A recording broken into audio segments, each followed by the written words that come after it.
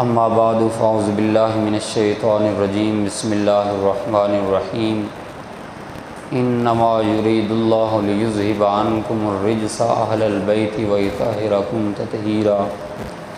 آمنت باللہ صدق اللہ مولانا العظیم وبلغنا رسولہ النبی الکریم ان اللہ وملائکتہ یصلون علی النبی یا ایھا الذین آمنوا صلوا علیہ وسلموا تسلیما۔ درود پاک باوجود میں پڑھیں الصلاۃ والسلام علیک یا سیدی یا رسول اللہ وعلی آلک واصحابک یا سیدی یا حبیب اللہ۔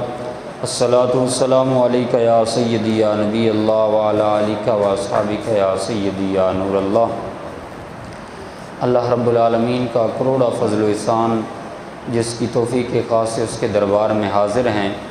دعا ہے میرا مولا ہماری عاجزانہ حاضری اپنی بلند بارگاہ میں قبول و منظور فرمائے۔ اللہ رب العالمین نے قرآن مجید میں ارشاد فرمایا انما یرید اللہ لیذہب عنکم الرجس اہل البیت ویطہرکم تطہیرا، کہ اے پیارے مصطفیٰ اللہ تعالیٰ نے آپ کی اہل بیت کو، آپ کے گھر والوں کو ہر ناپاکی سے دور کر دیا ہے، ہر ناپاکی کو ان کے دور کر دیا ہے ان سے، وَيُطَهِّرَكُمْ تَطْهِيرًا، اور ان کو ایسا پاک اور صاف کر دیا ہے کہ ناپاکی ان کے قریب بھی نہیں آ سکتی۔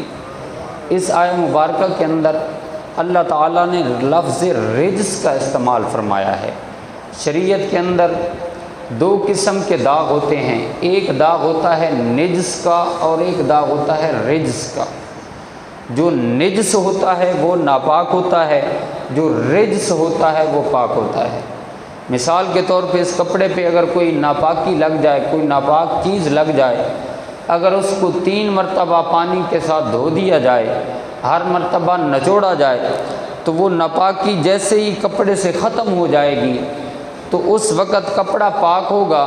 تو کپڑے پر جو پانی کا ایک دھبا رہے گا اس کو شریعت میں رجس کہا جاتا ہے۔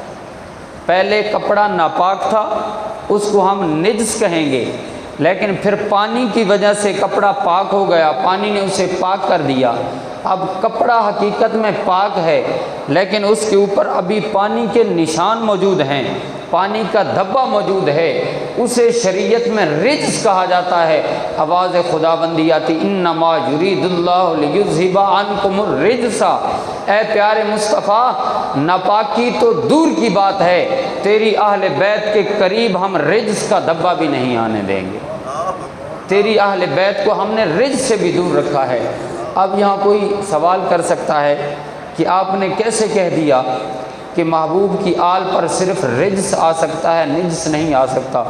ذرا توجہ فرمائیں تو آپ، عورتیں پورا مہینہ نماز نہیں پڑھ سکتی، ان کی زندگی میں اس طرح کے ایام آتے ہیں ہر مہینے میں کہ وہ 10 دن 5 دن 15 دن تک بھی وہ نماز سے دور رہتی ہیں۔ جب تک ان کو مینسز آتے ہیں، حیض آتا رہتا ہے، اس وقت تک وہ نماز نہیں پڑھ سکتی۔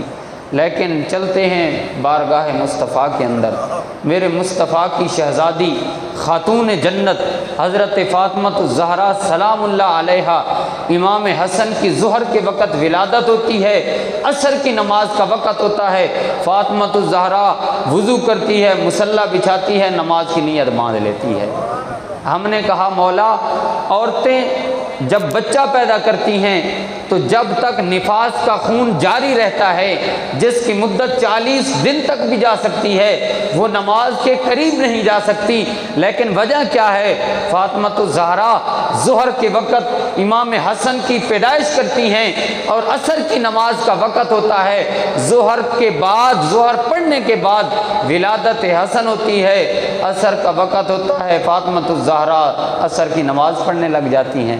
وجہ کیا ہے؟ آواز قدرت آتی ہے تم سارے جو ہے وہ مصطفیٰ کے امتی ہو، تمہارے اندر نجس اور ناپاکی پائی جا سکتی ہے، لیکن فاطمہ الزہرا جنت کی کلی ہیں، مصطفیٰ کی نور نظر ہیں، میں نے ان کو نجس سے بھی دور رکھا ہے، رجس سے بھی دور رکھا ہے، اس لیے کہ تیری نسل پاک میں ہے بچہ بچہ نور کا، تو ہے عین نور تیرا سب گھرانہ نور کا۔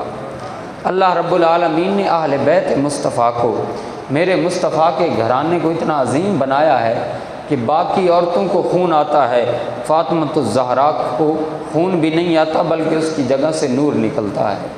باقی عورتیں 40 دن تک یا جب تک خون جاری رہتا ہے نماز کے نیڑے نہیں جا سکتی، فاطمۃ الزہرا نماز قضا نہیں کر سکتی۔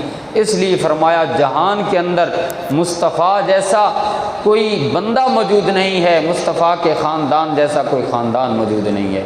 فرمایا انی تارک فیکم الثقلین، میں تمہارے اندر 2 بھاری چیزیں چھوڑ کر جا رہا ہوں۔ اولہما کتاب اللہ، پہلی چیز اللہ کی کتاب قرآن چھوڑ کے جا رہا ہوں، فیہ الہدی والنور، اس کے اندر ہدایت بھی ہے، نور بھی ہے، سب کچھ ہے۔ فرمایا دوسری چیز وعطرتی اہل بیتی، دوسرا میں محمد مصطفیٰ اپنی اہل بیت اور اپنا خاندان چھوڑ کے جا رہا ہوں۔ اب یہاں سوال پیدا ہوا کہ کیا کتاب کافی نہیں تھی؟ کیا قرآن مجید کافی نہیں تھا؟ اہل بیت کو ساتھ ملانے کی کیا ضرورت تھی؟ امام شافعی رحمۃ اللہ تعالیٰ علیہ آپ فرماتے ہیں کہ اللہ رب العالمین نے جب قرآن مجید کو بھیج دیا ہے تو اس کے مقابلے میں کوئی ایسی کتاب نہیں ہے جو بندہ پیش کر سکے۔ آپ فرماتے ہیں میں نے 7 سال محنت کر کے ایک کتاب لکھی، پھر میں سوچتا رہا 10 سال تک کہ اس کتاب کو لوگوں کے سامنے پیش کروں یا نہ کروں، پھر 10 سال میں اس کی نوک پلک سنوارتا رہا کہ کوئی جملہ شریعت کے خلاف نہ ہو، پھر 10 سال تک میں لوگوں کو چیک کرواتا رہا کہ میری اس کتاب کو چیک کرو کہ کوئی جملہ شریعت محمدی کے مخالف تو نہیں ہے۔ کہا 30 سال میں اس کتاب کی تحقیق میں لگا رہا، لیکن 30 سال کے بعد میں اس نتیجے پر پہنچا کہ اللہ کی کتاب قرآن کے ہوتے ہوئے لوگوں کو شافعی کی کسی کتاب کی ضرورت نہیں ہے۔ جب قرآن اتنی کافی اور وافی ہے، حضرت جنید بغدادی رضی اللہ تعالیٰ عنہ انہوں نے ایک کتاب لکھی اور اپنے مرید کو کہا کہ اس کتاب کو لو اور دریائے دجلہ کے حوالے کر کے آؤ۔ انہوں نے کتاب کو صندوق کے اندر رکھا، دریائے دجلہ کی موجوں کے حوالے کیا۔ جب انہوں نے کتاب کو دریا کے اندر ڈالا نا تو دریا نے راہیں آگے سے دے دی، آدھا پانی ادھر ہو گیا، آدھا پانی ادھر ہو گیا۔ دریا نے، اس پانی نے اس کتاب کو، اس صندوق کو اپنی آغوش میں لے لیا۔ جس طرح اپنی گود کے اندر ماں بچے کو لیتی ہے، اس طرح وہ پانی اس کے ارد گرد گھومنے لگا۔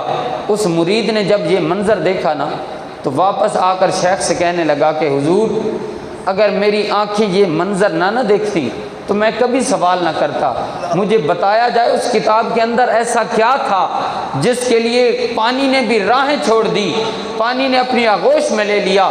حضرت جنید بغدادی فرمانے لگے اے میرے مرید یہ تھا تو راز، لیکن اب تو نے دیکھ لیا ہے، اب تیرے دل کو قرار نہیں ملے گا۔ میں تجھے بتاتا ہوں میں نے اس کتاب کو کیسے لکھا ہے، اس کے اندر کیا لکھا ہے۔ کہا 12 سال میں نے محنت کی، تصوف کے اسرار و رموز پر میں نے ایک کتاب لکھی ہے، اور پھر 12 سال میں اس کی نوک پلک سنوارتا رہا، کوئی جملہ شریعت کے خلاف نہ لکھا گیا ہو۔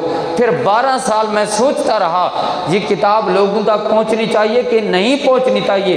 کہا آج میں اس نتیجے پر پہنچا ہوں، آج 36 سال گزر گئے، میں اس نتیجے پر پہنچا کہ اللہ کی کتاب قرآن کے ہوتے ہوئے لوگوں کو جنید بغدادی کی کسی کتاب کی ضرورت نہیں ہے۔ قرآن اتنی عظیم کتاب ہے، اتنی وافی اور کافی کتاب ہے، اب کیا ضرورت تھی میرے آقا نے اہل بیت کو ساتھ ملایا؟ تو سنیے، ایک ہوتا ہے علم، ایک ہوتی ہے اس کی عملی مشق، ایک ہوتی ہے تھیوری، ایک ہوتا ہے اس کا پریکٹیکل۔ تو رب ذوالجلال نے جب علم کو بنایا تو قرآن بنا دیا، جب اس کا پریکٹیکل بنایا تو مصطفیٰ کی خاندان کو بنا دیا، اہل بیت مصطفیٰ کو بنا دیا۔ کہا اگر اہل بیت کے نقش قدم پر چلو گے تو ادھر تم قرآن کی آیات پر عمل کرو گے، ادھر اہل بیت مصطفیٰ کے پریکٹیکل پہ عمل کرو گے۔ اب دیکھیے صرف ایک آیہ مبارکہ میں آپ کے سامنے رکھتا ہوں۔ اللہ تعالیٰ نے قرآن مجید میں ارشاد فرمایا وَلَنَبْلُوَنَّكُمْ بِشَيْءٍ مِّنَ الْخَوْفِ وَالْجُوعِ وَنَقْصٍ مِّنَ الْأَمْوَالِ وَالْأَنفُسِ وَالثَّمَرَاتِ کہ اللہ تعالیٰ بندوں کو آزماتا ہے، کبھی خوف کے ذریعے، کبھی بھوک اور پیاس کے ذریعے، کبھی مالوں میں نقص پیدا کر کے، کمی پیدا کر کے، اور کبھی بندوں سے مال لے کر، اور کبھی ان کے پھلوں کے اندر کمی پیدا کر کے یہاں سے مفسرین نے اس کی تفسیر میں لکھا کہ کبھی اللہ تعالیٰ بندوں سے ایک معصوم بچہ لے کر ان کو آزماتا ہے، کبھی جوان لے کر آزماتا ہے، کبھی بوڑھے والدین لے کے آزماتا ہے۔ فرمایا جو صبر کر کے دکھا دیتا ہے وبشر الصابرین، ان کو جنت کی خوشخبری سنا دیجیے۔ اب یہاں پر 5 امتحانات کا ذکر کیا گیا۔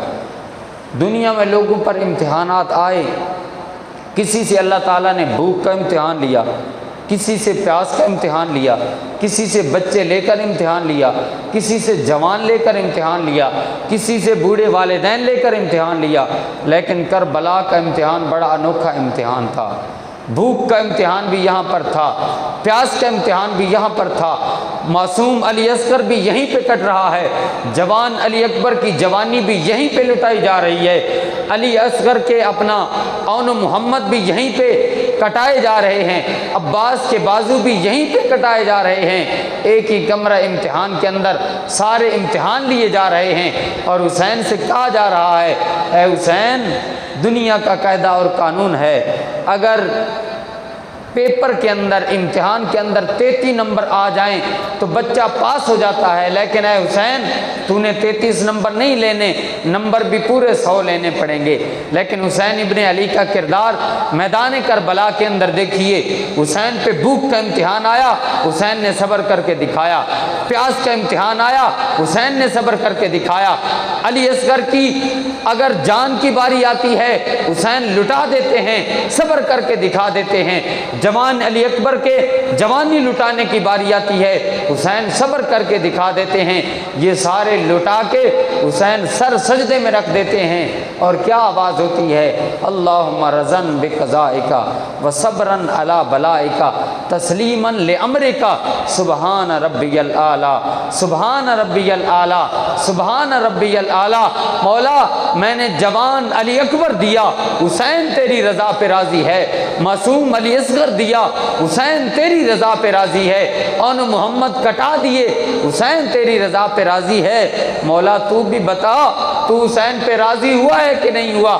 آواز آ رہی تھی، اس پیاسے پر علی شیر خدا کو ناز ہے، اس نواسے پر محمد مصطفیٰ کو ناز ہے، ارے اوروں نے بھی سجدے کیے، اس کا عجب انداز ہے، اس نے وہ سجدہ کیا جس پر خدا کو بھی ناز ہے۔